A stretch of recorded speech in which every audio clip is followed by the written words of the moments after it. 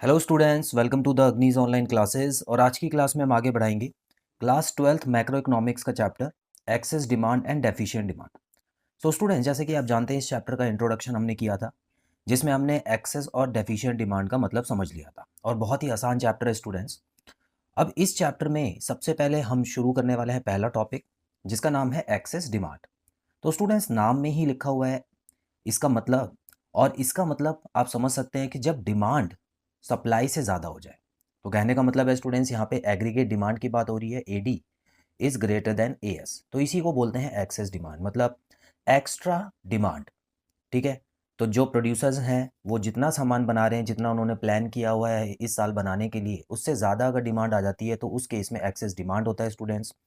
सो यहाँ पे इसकी डेफिनेशन में आइए देखते हैं क्या लिखा है। It refers to the situation when AD is more than AS corresponding to the full employment level of output in the economy।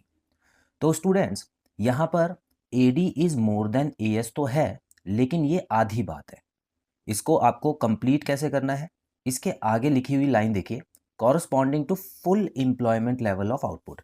तो इसका मतलब है स्टूडेंट्स, सभी लोग ऑलरेडी काम कर रहे हैं। ठीक है। फुल एम्प्लॉयमेंट का मतलब क्या होता है, जो लोग काम करने के लिए रेडी हैं उस समय और उस वेज रेट पे, उसको बोलते हैं फुल एम्प्लॉयमेंट, अगर सभी लोग काम कर रहे हैं। ठीक है। तो सभी लोग ऑलरेडी काम कर रहे हैं, लेकिन फिर भी अगर डिमांड ज़्यादा आ रही है, ठीक है। अब यहाँ पे आप एक चीज़ समझ सकते हैं कि जब डिमांड आती है तो नॉर्मली उसको इक्विलिब्रियम पे लाने के लिए हम क्या करते हैं स्टूडेंट्स, हम लोगों को नौकरी पे रखते हैं, आउटपुट बढ़ाते हैं, इनकम और एम्प्लॉयमेंट बढ़ाते हैं। लेकिन यहाँ पर जब ऑलरेडी सारे लोग काम कर रहे हैं तो वहाँ पे हमको क्या करना होगा, ऐसे में स्टूडेंट्स हम लोगों को और नौकरी पे तो रख नहीं सकते, क्योंकि पहले से ही सारे लोग काम कर रहे हैं। तो ऐसे में हमको कुछ ऐसा करना होगा जिसकी वजह से डिमांड जो है वो कम हो जाए, और उसका सिर्फ एक ही तरीका बचता है स्टूडेंट्स, प्राइस को बढ़ा दिया जाए। तो इंक्रीज इन प्राइस, वहाँ पे महंगाई बढ़ती है। तो ऐसे में स्टूडेंट्स क्या होता है कि पूरे देश में सभी चीज़ों में धीरे धीरे महंगाई बढ़ती है, और उसको फिर बोलते हैं हम इन्फ्लेशन आ गया है। और इन्फ्लेशन एक लिमिट तक अच्छा होता है। ठीक है। महंगाई बढ़ना भी अच्छा होता है, इसका मतलब होता है कि देश जो है वो तरक्की कर रहा है, एम्प्लॉयमेंट दे रहा है। लेकिन अगर 1% से ज़्यादा, ठीक है, कुछ लिमिट होती है स्टूडेंट्स, जैसे अभी इंडिया में करंट महंगाई की दर 4% के अंडर होनी चाहिए। ठीक है। 2 से लेके 4% के बीच में अगर होती है तो इसका मतलब है महंगाई की दर ठीक है। लेकिन अगर वही महंगाई की दर 8-10% या 15% चली जाती है तो वो देश में नुकसान करती है, क्योंकि गरीब लोग फिर महंगी चीज़ों को नहीं खरीद पाते हैं, और वो और गरीब होते रहते हैं, अमीर जो हैं वो और अमीर होते रहते हैं। इसको हम फिर इनकम में डिफरेंस भी बोलते हैं। ठीक है। तो स्टूडेंट्स, यहाँ पर एक्सेस डिमांड पे हम वापस आते हैं। तो यहाँ पर हम देखेंगे it gives rise to inflationary gap. तो इन्फ्लेशनरी गैप जो है उसको, अब देखिए यहाँ पे मैंने अभी आपको एक वर्ड बताया था इन्फ्लेशन, तो इसका मतलब होता है महंगाई। तो एक गैप आ जाता है महंगाई का। ठीक है। Gap between AD and AS.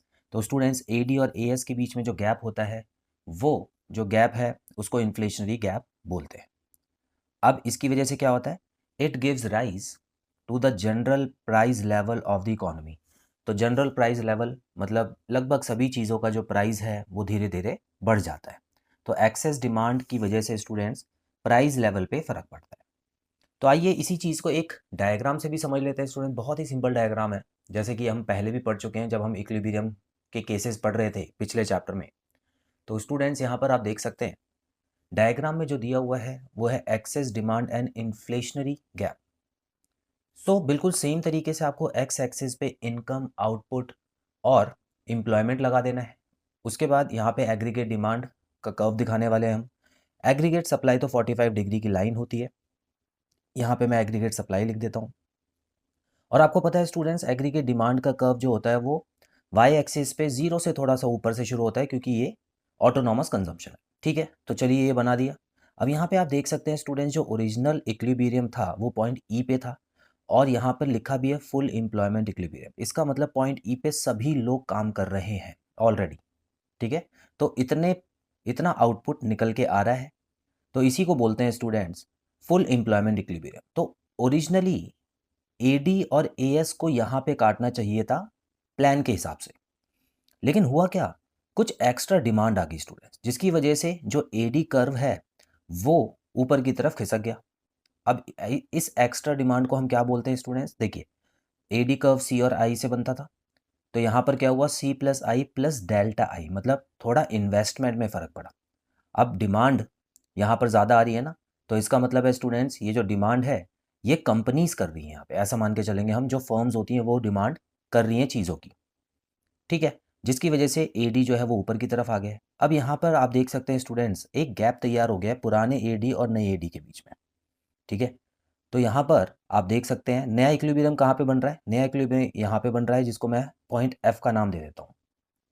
तो स्टूडेंट्स, ये जो गैप होता है दोनों एडी कर्व्स के बीच में, जो गैप है जिसका नाम यहाँ पर आप देख सकते हैं इन्फ्लेशनरी गैप, ईएफ, ठीक है। तो आप ऐसा समझ सकते हैं, जो गैप है इन्फ्लेशन का, वो ये भी आप समझ सकते हैं, और ये वाला जो गैप है उसको भी ईएफ बोला है ना इन्होंने। तो स्टूडेंट्स, यहाँ पर ई और एफ के बीच का जो गैप है उसको इन्फ्लेशनरी गैप बोला जाता है। पहले जो इक्विलिब्रियम था और जो अब इक्विलिब्रियम है, उसी के गैप को इन्फ्लेशनरी गैप बोलते हैं। मतलब इतनी डिमांड ज़्यादा आ रही है और इतनी महंगाई और बढ़ेगी। क्यों महंगाई बढ़ेगी? क्योंकि ऑलरेडी जब सारे लोग पॉइंट ई पे काम कर रहे हैं, तो और लोग तो हम बढ़ा नहीं सकते। तो इसी वजह से स्टूडेंट्स, जो नया इक्विलिब्रियम बन रहा है वहाँ पर पहुँच चुके हैं फ़िलहाल हम, लेकिन हमको लाना इसी इक्विलिब्रियम पे पड़ेगा। यहाँ पे हम ऑपरेट नहीं कर सकते। बन तो रहा ही है, लेकिन हमारी इकॉनमी यहीं पे ऑपरेट करने के लायक है, हमारे रिसोर्सेज के हिसाब से। इस वजह से स्टूडेंट्स, यहाँ पर जो गैप बन चुका है वो महंगाई बढ़ाएगा, प्राइस की जो वस्तु हैं उसके प्राइजेस बढ़ाएगा, ठीक है। और ज़्यादा दिनों तक अगर ये कंटिन्यू रहता है, डिमांड ज़्यादा आती रहती है लेकिन सप्लाई उतनी नहीं हो पाती, तो स्टूडेंट्स ऐसे में सभी चीज़ों का दाम जो है वो एकदम से बढ़ जाता है। तो इकोनॉमी के लिए लगातार ऐसी चीज़ें जो होती हैं वो ठीक नहीं रहती हैं। तो I hope students, excess demand का जो टॉपिक है आपको समझ आया। इसमें ज़्यादा कुछ आपको नहीं करना है, मैंने थोड़ी एक्स्ट्रा चीज़ें भी बताई हैं वो आपको समझाने के लिए थी। लेकिन जब आप एग्ज़ाम में आंसर लिखेंगे तो बस डायग्राम के साथ साथ थोड़ा सा आप इसको एक दो पॉइंट में एक्सप्लेन कर सकते हैं कि एक्स एक्सिस पे आपने ये दिखाया है, वाई पे ये दिखाया है, और पुराना इक्विलिब्रियम और नया इक्विलिब्रियम जो था वो ये दोनों है, और इन दोनों के गैप को ही इन्फ्लेशनरी गैप बोलते हैं। तो स्टूडेंट्स, बहुत जल्द मिलते हैं अगली क्लास में नए क्वेश्चंस के साथ, नए टॉपिक के साथ। Till then, bye bye.